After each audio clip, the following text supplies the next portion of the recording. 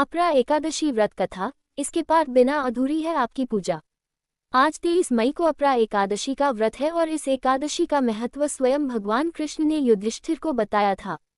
ज्येष्ठ मास के कृष्ण पक्ष की एकादशी के दिन व्रत करने से आपके सभी तरह के पाप धुल जाते हैं और आप नरक में जाने से बच जाते हैं।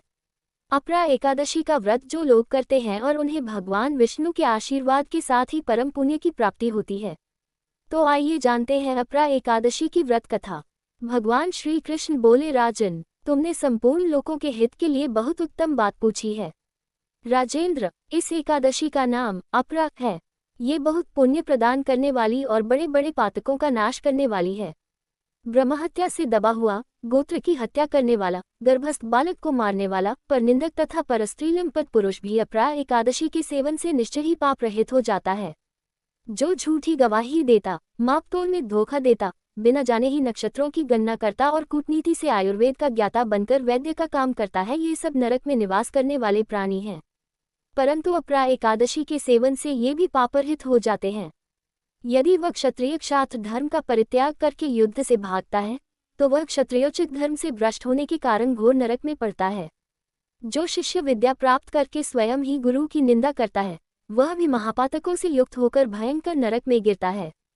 किंतु अपरा एकादशी के सेवन से ऐसे मनुष्य भी सद्गति को प्राप्त होते हैं।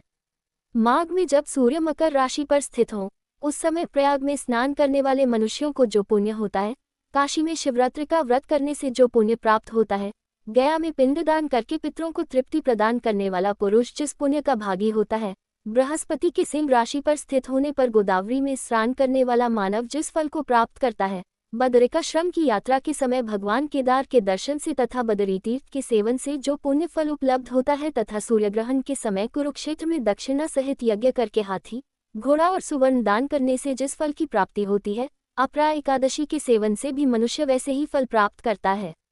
अपरा को उपवास करके भगवान वामन की पूजा करने से मनुष्य सब पापों से मुक्त हो श्री विष्णुलोक में प्रतिष्ठित होता है। इसको पढ़ने और सुनने से सहस्त्र गोदान का फल मिलता है।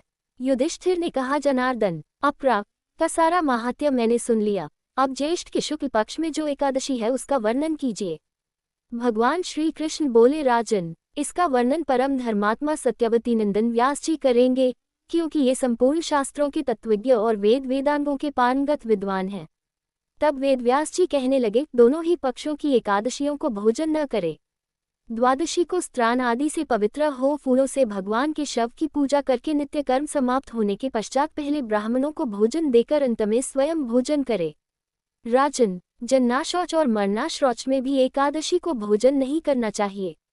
ये सुनकर भीमसेन बोले, परम बुद्धिमान पितामह, मेरी उत्तम बात सुनिए। राजा युधिष्ठिर, माता न कुंती, द्रौपदी, अर्जुन, नकुल और सहदेव ये एकादशी को कभी भोजन नहीं करते तथा मुझसे भी न हमेशा यही कहते हैं कि भीमसेन, तुम भी एकादशी को न खाया करो। किंतु मैं इन लोगों से यही कह दिया करता हूँ कि मुझसे भूख नहीं सही जाएगी।